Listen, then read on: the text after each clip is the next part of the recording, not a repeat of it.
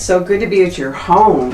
Thank you for coming. It's Yeah. a real honor and pleasure. Yeah, it's wonderful to be here. I'm Laurel Tagg, and this is Aaron Judkins, and we are in his office. This is where he does his broadcasts from and writes his books. And as you can see, it's very much Maverick. It really is. Yeah. And we're in the hill country. You always make a point of saying that we're broadcasting from the hill country. Yeah, this is what we call the Valley of the Giants. Yeah, and for good reason. For good reason. This is, the Glen Rose area in Texas is considered the Texas capital of the dinosaurs. Mm-hmm. So another way of saying that is the dinosaur capital of Texas. Right. But the Valley of the Giants is really about the dinosaurs that was found in this area. The big Acrocanthosaurus, the big Paluxysaurus, and some ornithopods. But not just that, Laurel. On the banks of the Paluxy, we found giant human fossil footprints. Wow. So there's a double meaning with the term Valley of the Giants, because indeed, at some point in time past, there was not just the giant dinosaurs, but there were giant people. So these footprints are huge too. The footprints, some of them are huge. Wow. We've got one that's 15 inches long. We've got one that's some 22 inches long. Mm. So they're incredibly huge. And it just is one piece of the puzzle that goes into this whole search of the Nephilim. Mm-hmm. And of course, that's a lot of my research over the last 15 years has been involved in the Nephilim. Right. Well, you wrote a book about that. Actually, I first contacted you because I brought my notes and was looking at them earlier in 2012. Right. And I think you had just pretty recently published your book, and you have it here. Yeah, I do. This is called Alien Agenda, The Return of the Nephilim. It's co-authored by my colleague, Dr. Michael McDaniel. And this book was published in 2011. Mm-hmm. And we debuted it at the UFO Symposium locally in 2011. And then again in Roswell that summer. So, and that would have been around June or so in Roswell. The funny thing was, Laurel, this is available on Amazon and Barnes and Nobles. Is it also Kindle or just paper? It's just paper. Okay. Yeah, the Kindle part we weren't really familiar with at the time.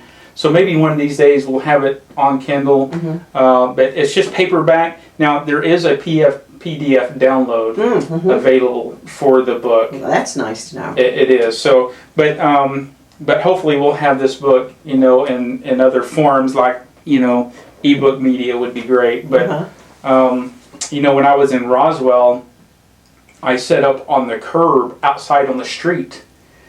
And it was well over 100 degrees. You were selling this book on the street corner? I was outside, had my little canopy set up. I was out there, and I was right across the street from the museum, catty corner they had the street closed down. And so I'm there with the other vendors.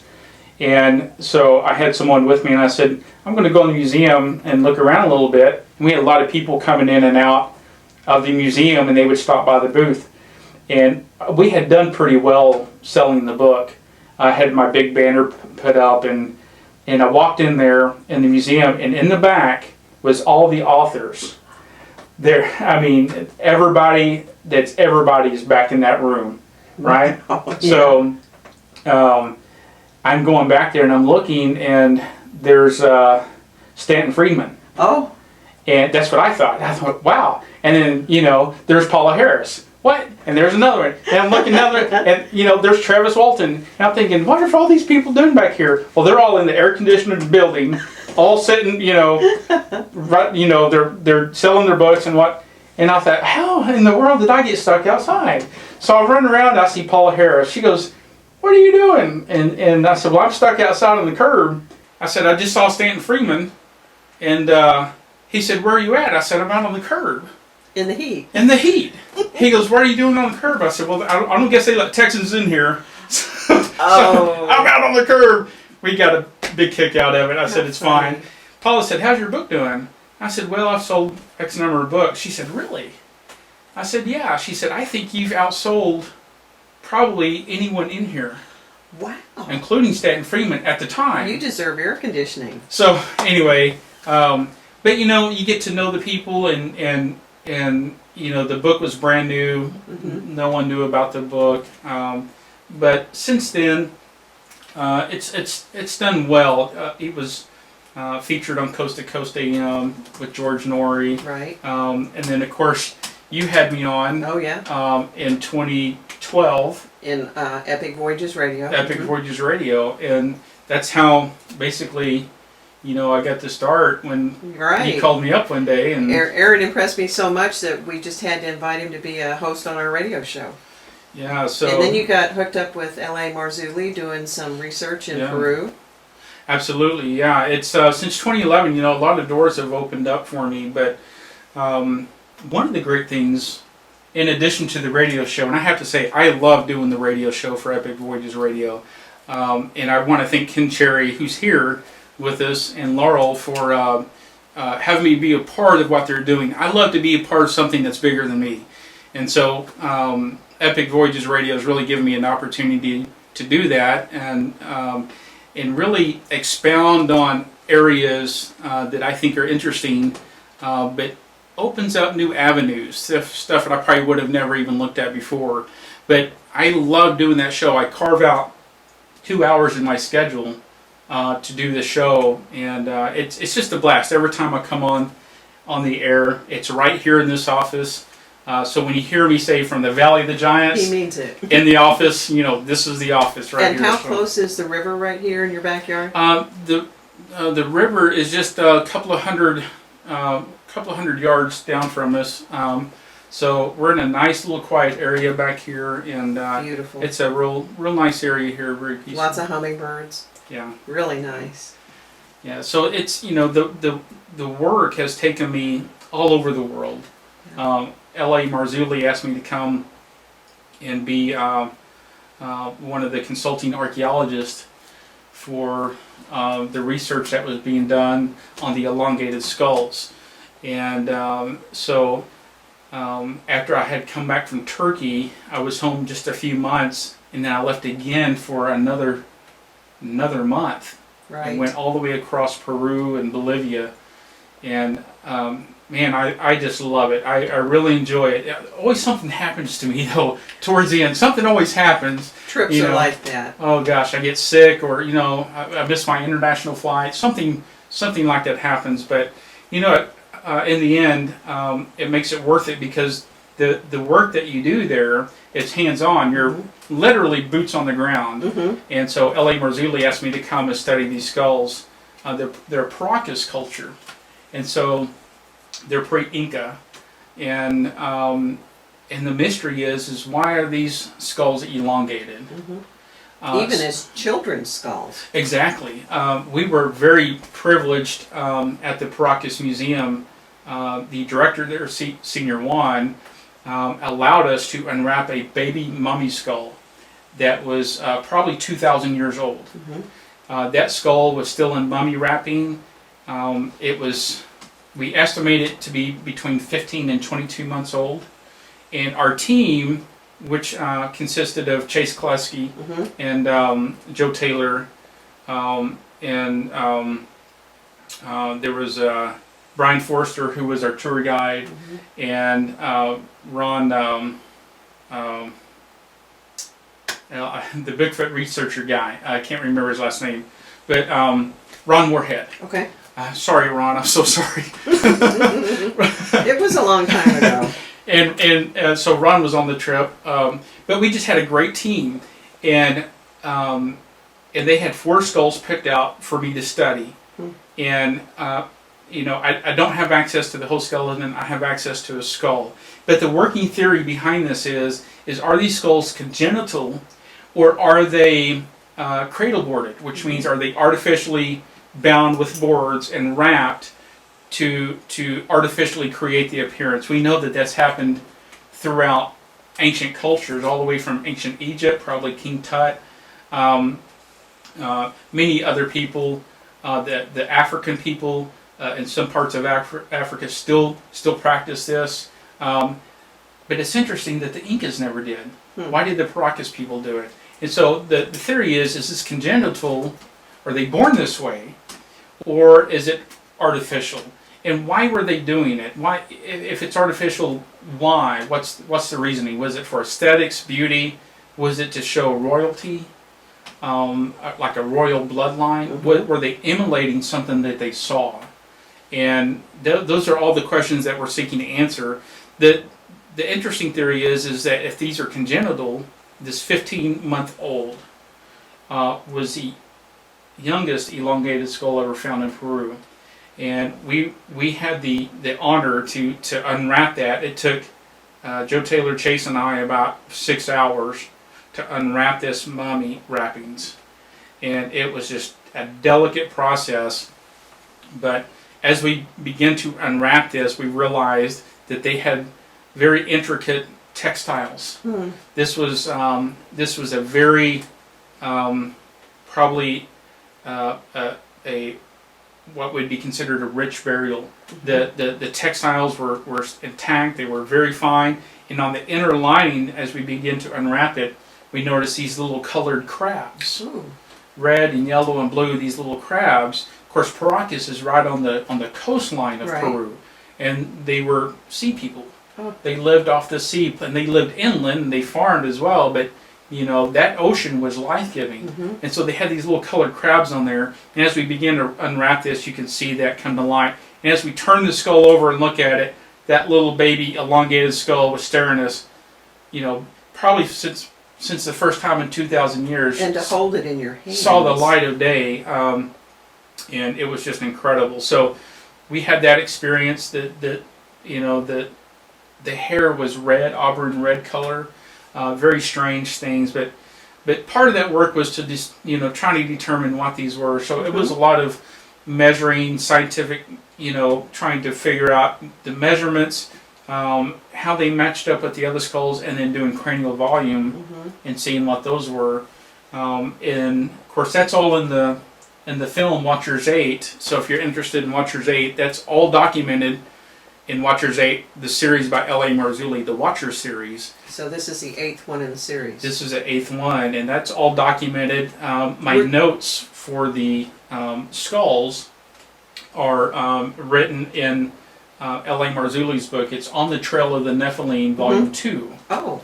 And so I've written in Volume 1, I've written a chapter in Volume 1 about On the Trail of the Nephilim, and then Volume 2 is my report on these skulls. So, Were you able to get DNA from any of these skulls? you know, we took samplings, but the thing is that we can't get the samples out of the country. Oh. And there's a lot of red tape that goes through with that. It also, Greater Ararat and Lesser Ararat, which is next to it, are volcanic in origin. Mm.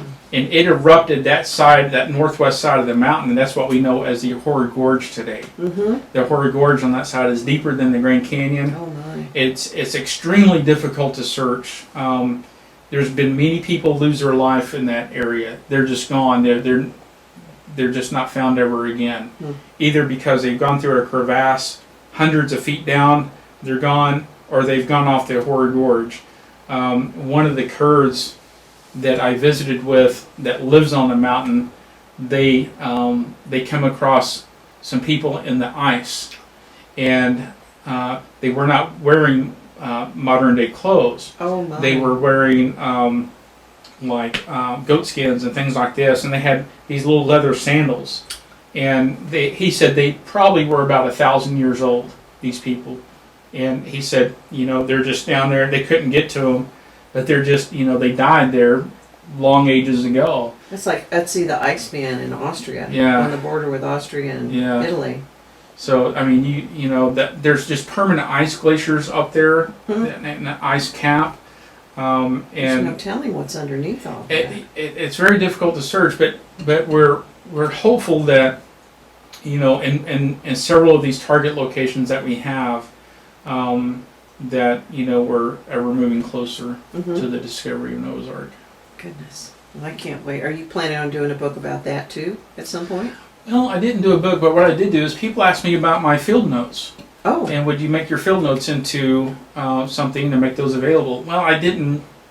That wasn't ever the intention. Mm-hmm. But I thought, well, that would be pretty neat to It turn my would. field notes into something that I could make available on the expedition for Noah's Ark, on the Mhm. expedition in Peru, Mm-hmm. about the elongated skulls. That'd be a great series. So, yeah, so actually that's what I did. I turned my field notes into, a little booklet that, people can look at, and it's got daily entries, it's got photos, it's got Where- my experience. Where can you find that? It's available on my website, Oh, I've never heard anything about this. aaronjudkins.com. So Okay. I've got both of those journals up available now, and of course I just finished the film on Peru and Bolivia.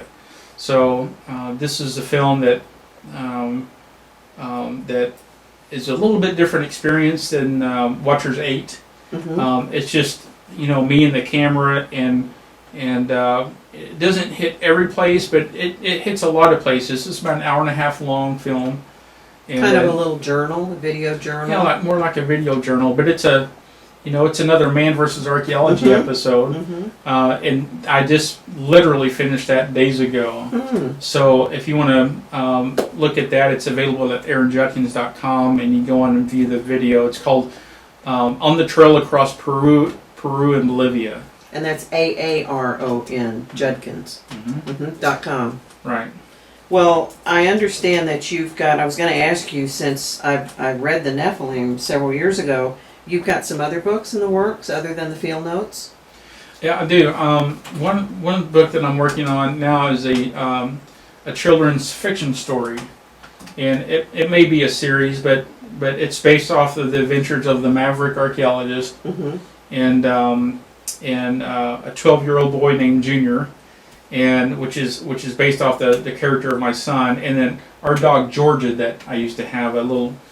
She was a brown lab, and so this one is going to be book one in the series. Probably more junior, from 10 or 12 years old and up. Juvenile fiction. Yeah, Uh-huh. but this story is we're in the jungles of the Congo in Africa with the Maverick Malone and Michael Malone, which is junior, and our dog Georgia. The three of you do Yeah. these exploits. Yeah, so we're in the jungles of the Congo on an expedition, and then after this, we'll probably be in some other adventures. But so that's what I'm working on. Is it contemporary, like here in the early 2000s, or Yes. are you back in time? No, it's contemporary, and so So you have cell phones and technology. yeah, Okay. it's on the downhill stretch. It's a work in progress, but it's I've always wanted to do something like that, and so we'll see how book one goes. But it's going to be available in print for sure. Hopefully by the end of the year. Wonderful. And then Good I'm- Christmas gift. Yeah, and then I'm working on an ebook that will be soon after that, and that ebook will be basically a quick how-to guide on how to become an archaeologist. Oh. So just give you the information about archaeology, what it entails, what you should do, and so just a little informational guide, really. That's a wonderful idea. It's almost like a career counseling piece. Kind of, yeah. Yeah. I have a lot of younger people on when I go on excavations. How do you become an archaeologist? What do you recommend? What do I need to do? And the field of archaeology is not, there's no one set curriculum for archaeology. Archaeology, depending on where you go to school, it's going to be different. Mm-hmm. So, the programs are different, the courses are different, the requirements are different. Some require ancient languages, Hebrew and Greek. Some don't. Some require, the study of Near Eastern archaeology. Some don't. Some require, just different things. But what I try to do is, put at least a general body of knowledge into, an ebook and say, if you want to start, this is where you need to start out, and it'll kind of help direct you in the places to go and what you need to be looking for.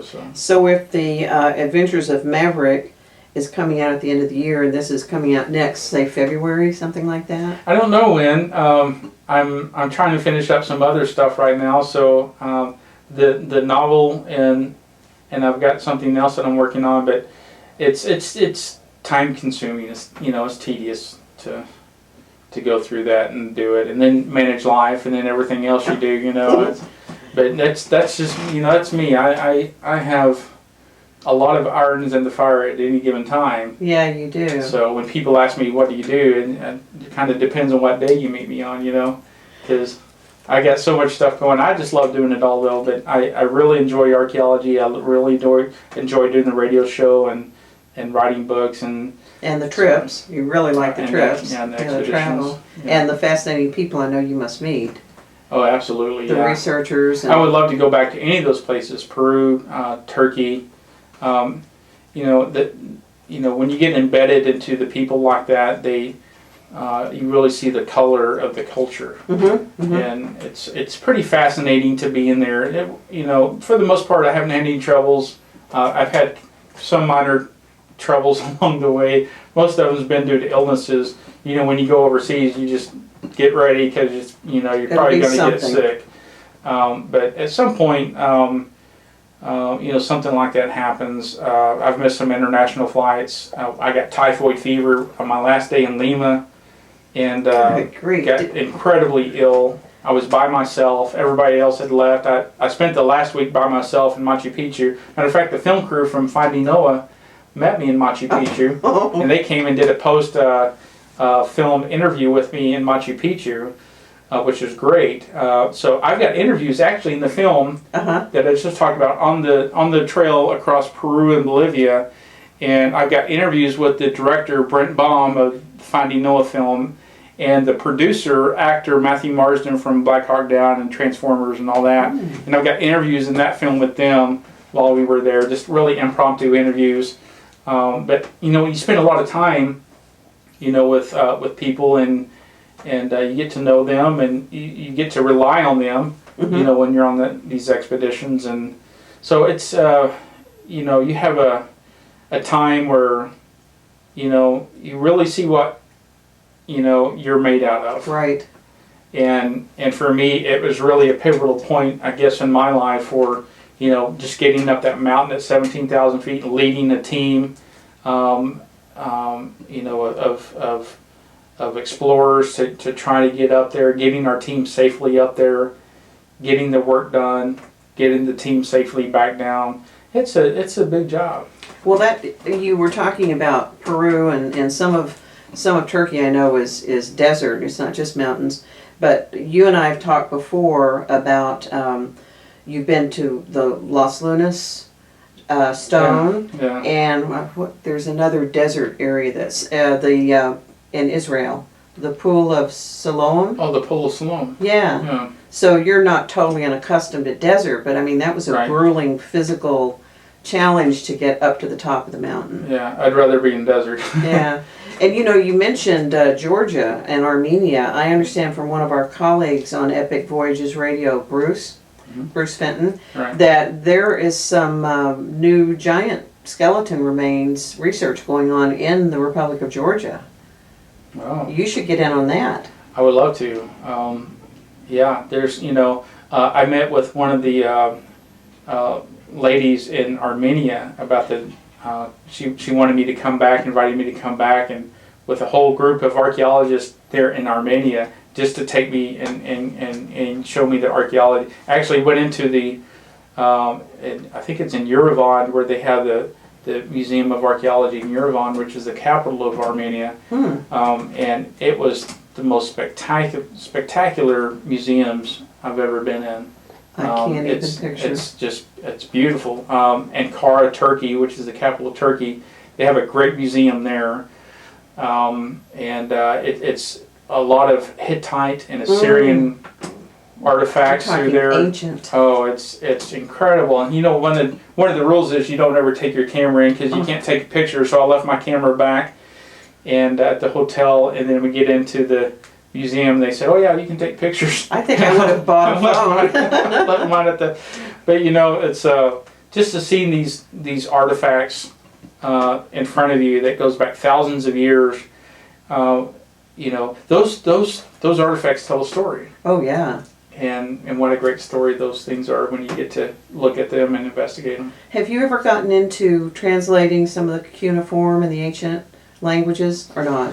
No, the only thing I've done was the Las Lunas Mystery Stone that you just referred to. Talk a little bit about that. That was fascinating. Yeah, that's ancient Paleo Hebrew out in the New Mexico desert, and I had a colleague of mine ask me if I knew anything about it. Matter of fact, when I was doing the radio show, someone called in and asked me if I knew about it, and I said no, but I need to find out what this is. And then I remembered a colleague of mine a couple of years prior asked me about it, so I went to dig in and did some research on it. Well, I made several trips out there, got the permit from the state of New Mexico, and I was actually doing work for the village of Los Lunas as well. And whereabouts in New Mexico is that? it's south of Albuquerque. Okay, okay. And so basically on an 80-ton boulder out in the desert, there's this Paleo-Hebrew writing on the stone. The mountain is called Hidden Mountain, but the stone is also called the Mystery Stone or the Decalogue Stone. And basically it's Paleo-Hebrew script that's an abridged version of the Ten Commandments.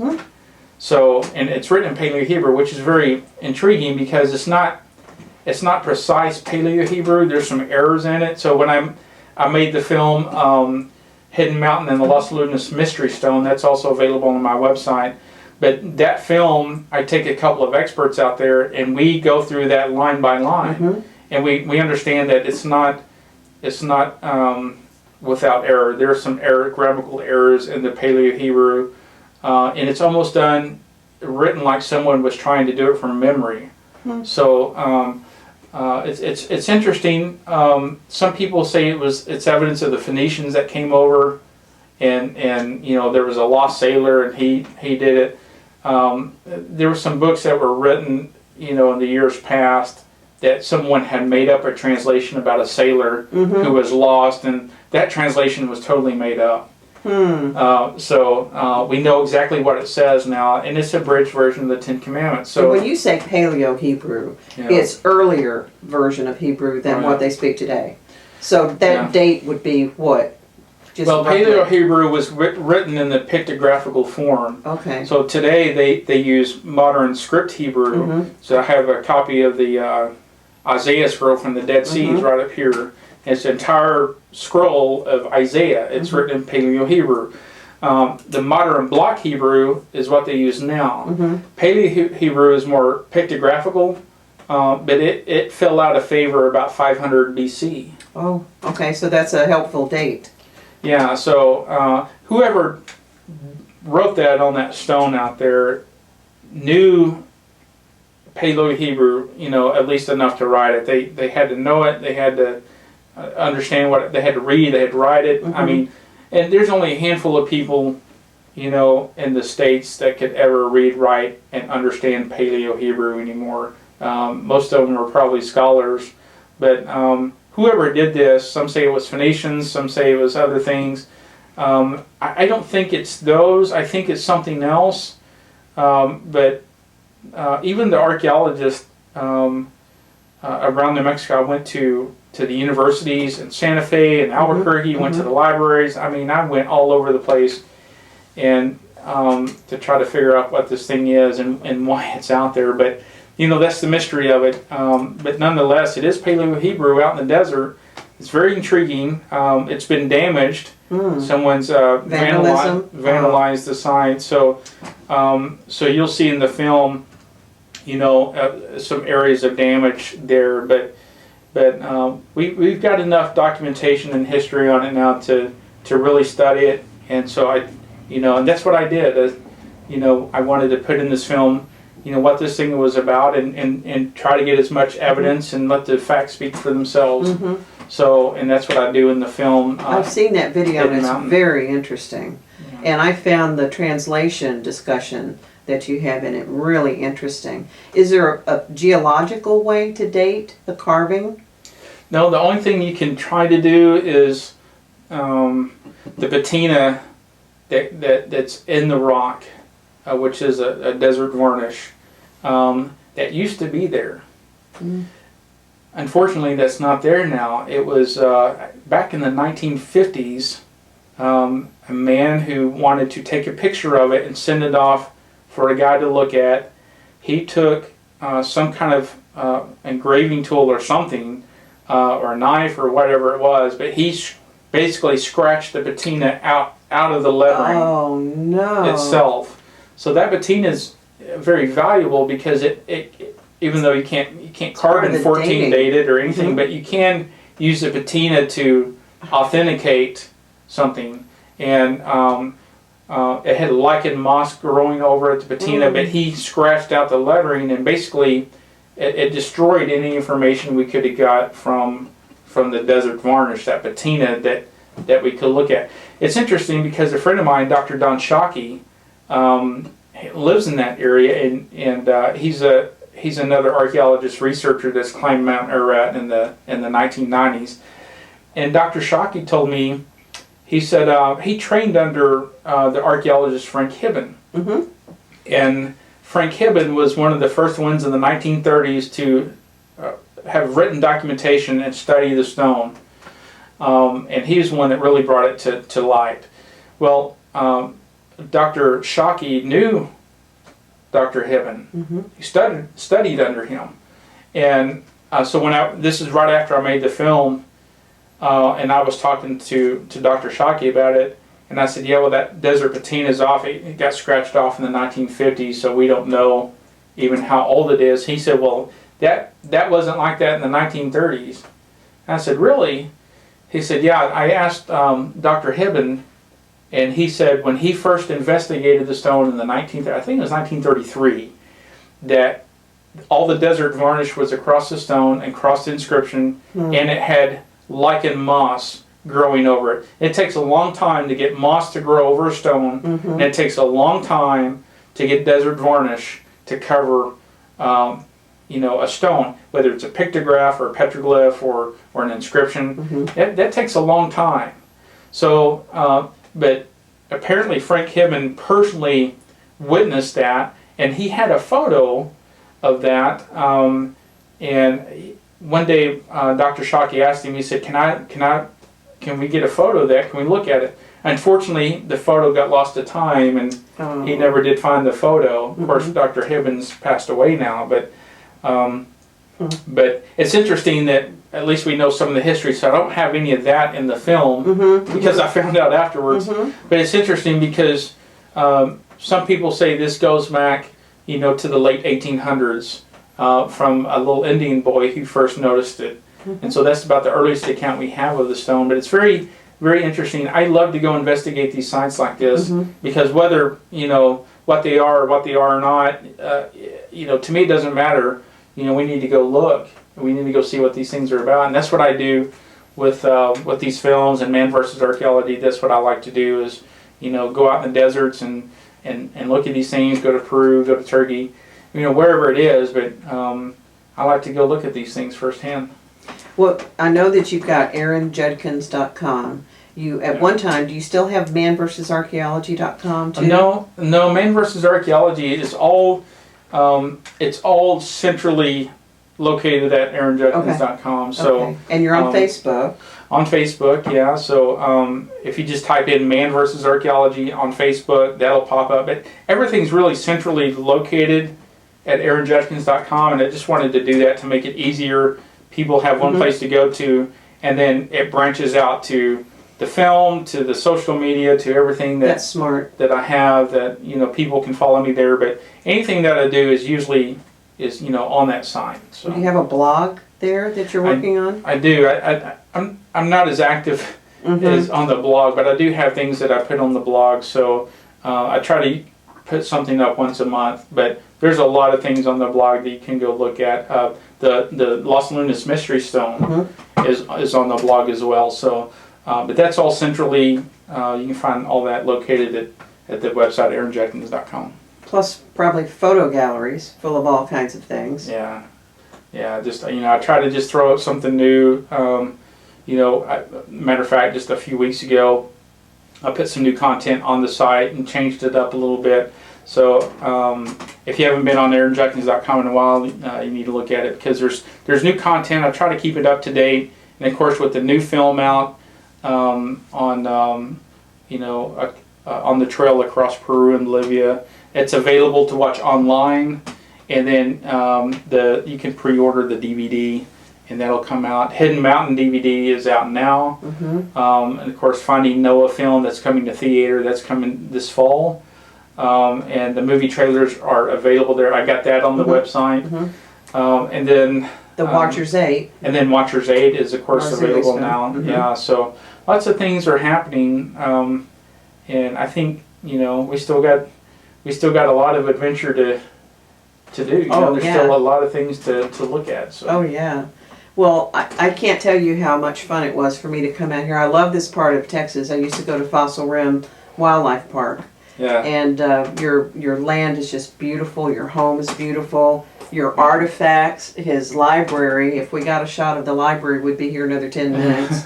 I've read all these books, by the way. I had to give away it. about 100 just to make room for the ones that I wanted. But yeah, I've read a lot. But a lot of it's learning and ongoing research. And a lot of it's all interconnected in some way too. Oh, absolutely. I mean, I got a book up here called 1491 that talks about all the archaeology that's in the Americas prior to the arrival of Columbus, the pre-Columbian archaeology that we know of. So lots of things that are beginning to come to light now with pre-Columbian archaeology, and there's still a whole lot more out there. Lots to be discovered. Lots to be discovered. So if you have any leads or you want to let me know about anything, I welcome. That's how I found out about the Los Lunas Mystery Stone. So I went and investigated. If I can get there, I will, and I'll look at it and I'll throw everything I got at it. And, well, thank you so much, Aaron, for taking the time to do this interview today. And it's going to be posted on Epic Voyagers YouTube channel very soon. Right. So we'll get you a link to that. Right. Thank you so much. Thanks, Laura. Thanks for having me on.